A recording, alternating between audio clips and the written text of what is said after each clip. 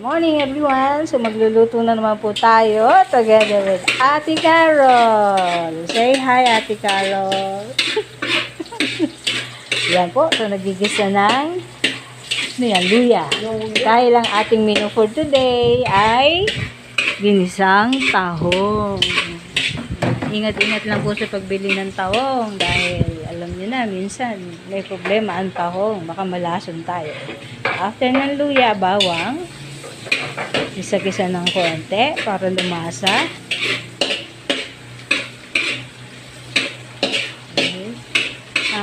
Star margarine pala ang nilagay ni ate.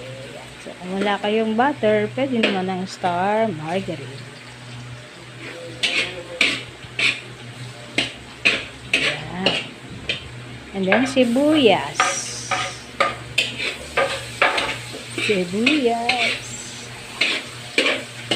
Sibuyas na pula po.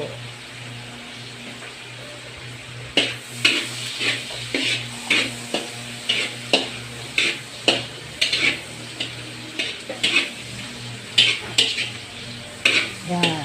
Isa-isa lang. Sangkot siya hanggang sa maluto.